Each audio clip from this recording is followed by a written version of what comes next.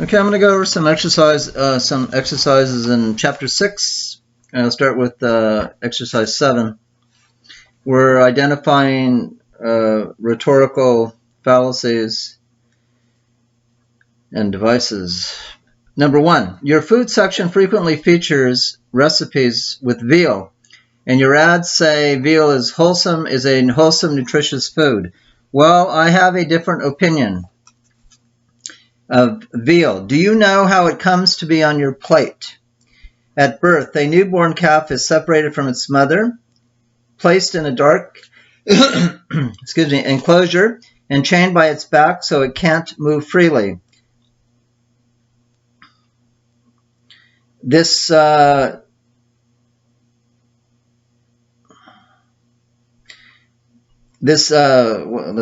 can't read my own writing. This hinders muscular development so that the animal is tender. This ensures muscular development so that the animal is tender. It is kept in the dark pen until it is cruelly slaughtered. Okay, so is there a fallacy here? First of all, to figure that out, you have to figure out what the issue is. And it tells you at the very beginning, your food section frequently features recipes with veal, and your ads say veal is a wholesome, nutritious food. Well, I have a different opinion. The issue is veal a wholesome, nutritious food? You need to stick to that issue. Don't get sidetracked. And that's what they do here. They get sidetracked with appeals to pity about how the calf is tortured and harmed, which is true, but it has nothing to do with the issue here. The issue is veal a wholesome, nutritious food? Okay, if it is, okay, it is. It has nothing to do with whether they should have been killed in the first place. So the answer here is argument from pity, because all they're doing is evoking pity and has nothing to do with the issue. Number 2, listen, Bob, I've met with the rest of our neighbors on the block, and we all agree that your yard really looks terrible. It's embarrassing to all of us. Our conclusion is that you ought to do something about it. There's no fallacy there. That's just the yard looks terrible. The neighbors are concerned. That's all. So there's no fallacy. There's no fallacy there. 3, former presidential chief of staff John Sununu was charged with using Air Force executive jets for frequent trips to vacation spots. In a letter to a news magazine, a writer said, "What's all the fuss about? If everybody is doing it, why get excited about Sununu?" If everybody's doing it, right? Okay, that doesn't mean that he shouldn't be doing it. So this is a fallacy of appeal to common practice. It's not an excuse to say, well, everybody's doing it. If you get pulled over by a cop for speeding, it's not going to get you off by saying, everybody does it. So that's appeal to common practice. 4, I was thinking, our newspaper boy has not missed a day all year, and he always throws our paper right up near the front door. I think I'm going to leave him an extra large tip this Christmas. I know people who do that kind of work don't make a lot of money, and I'm sure he can use it. Is it an A, downplayer, stereotyping, innuendo, argument from pity, or no device or fallacy? And this one is no device or fallacy. There's nothing wrong with this. It's just somebody wants to help their newspaper boy. Help him out. Give him some extra money. You might say it's a stereotyping. It's not stereotyping. This wouldn't be appropriate. Sure, I mean, most little kids who deliver newspapers could use a little extra money. Okay. So there's no fallacy there. Okay, 5. Hey, watch what you say about my car. You won't see many that old around anymore. It's a real classic. Assuming that the car is, old but also kind of messed up, this would be a euphemism. It's a euphemism because instead of referring to what you say about my about my car, you don't see that many older. It's just like he's referring to it as an old car. That's a euphemism for an old junk car. I would assume. I mean, you need another context. So I have no context here, so I would say. I would say it's a euphemism. Old. You don't see that many old around here anymore. It's a real classic. A real classic is a euphemism for, it's a junk car. I mean, that's what I would say. Without the context, it's hard to say, but I'm just assuming it's really messed up. So it would be a euphemism. A real classic is a euphemism for a junky car. 6.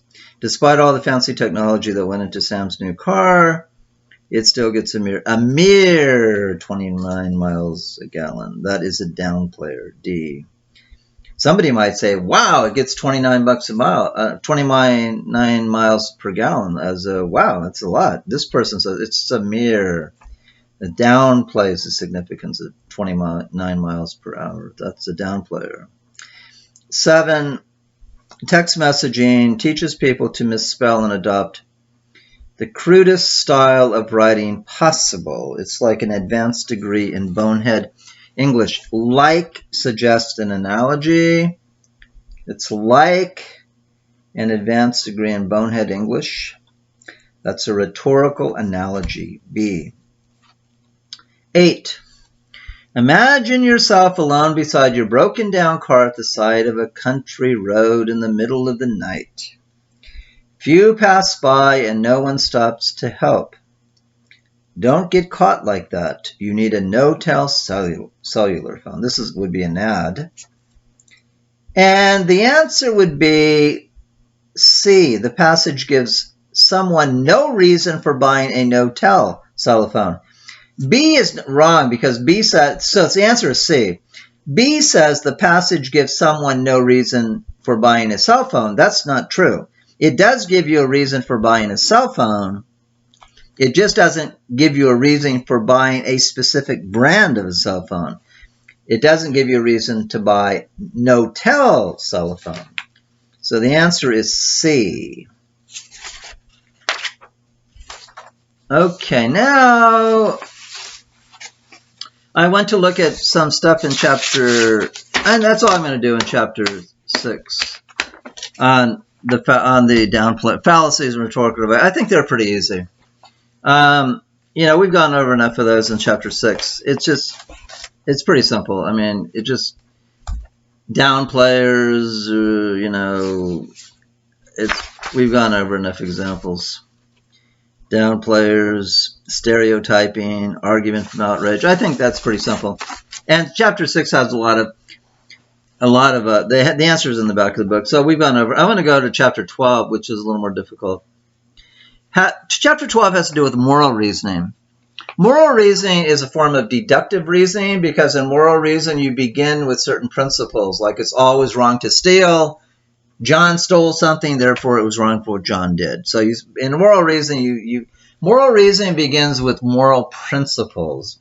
So far we haven't, and moral reasoning involves stuff like you ought to do something, you ought not to do something, or it was wrong to do something. So the first thing in chapter 12 is it distinguishes between value judgments and non-value judgments. So that's the very so far, most of the arguments we've been dealing with are non-value judgments. Like if I argue that today is Thursday because yesterday was Wednesday, okay, it's an argument. I mean, it's an argument for today is Thursday, and I gave you a reason because yesterday was Wednesday.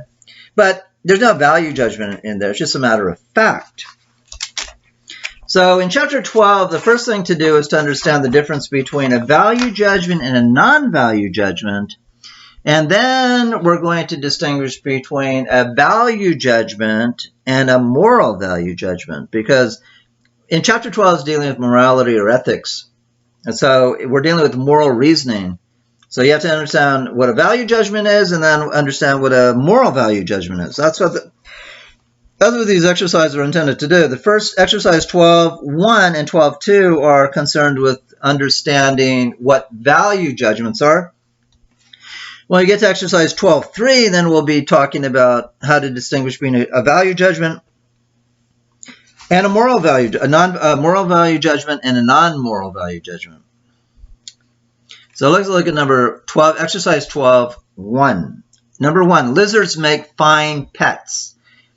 Okay, if I said lizards can be pets, well, that would not be a value judgment. And this number 1 is a value judgment. And the reason you know that is the word fine. Lizards make fine pets. Fine is a value judgment.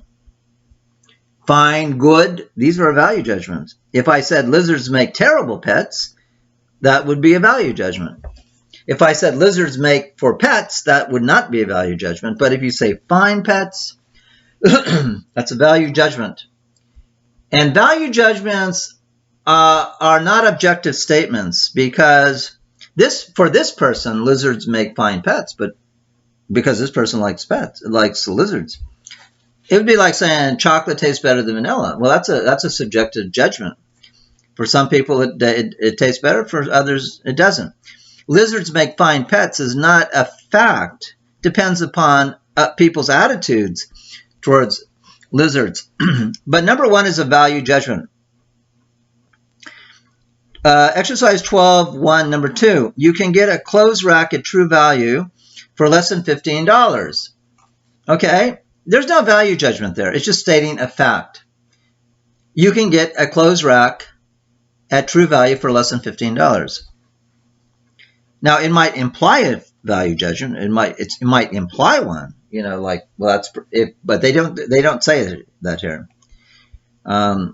It's so in itself it's not a value judgment. They're not saying that's good or bad. Number 3, the last haircut I got at Supercuts was totally awful. Obviously, that's value judgment. Awful, bad. And when you're talking about good and bad, that's a value judgment. It was a good movie, bad movie, value judgment. Good haircut, bad haircut, value judgment. 4, it was a great year for regional politics. Wow, let's see here. It was a great year. Well, this one is value judgment. A great year. So this person is, it's saying a great means good. So it's a value judgment. It's a value judgment. If they said it was a terrible year, that would be a value judgment too. This was great years. So 4 is a value judgment. 5, key officials of the Department of Defense are producing their own unverified intelligence reports about an arms buildup. There's no value judgment here. Somebody might say that unverified intelligence reports are bad, but it doesn't say that here. Key officials of the Department of Defense are producing their own unverified intelligence reports. That's simply a fact about an arms buildup. No value judgment. 6, Texas leads the nation in accidental deaths caused by police chases. Just a fact. No value judgment. 7, Napoleon Bonaparte was the greatest military leader of modern times. Value judgment. Value judgments are subjective. If it's non-value judgments are objective. So that's basically the difference. 8, racial segregation is immoral anytime, anywhere. That's a value judgment because moral and immoral are value judgments. If something is immoral, it's bad. 9, President Bush deployed a, quote, missile defense that wasn't adequately tested. That is a value judgment. Adequately tested, inadequately tested. These are value judgments. If you say something is inadequate, you're criticizing it. And 10, air consists mainly of nitrogen and oxygen. That's not a value judgment. It's simply a statement of fact. It's a factual statement. Okay, that's all for today. Next lecture, next video, I'll go over exercise 2 in chapter 12.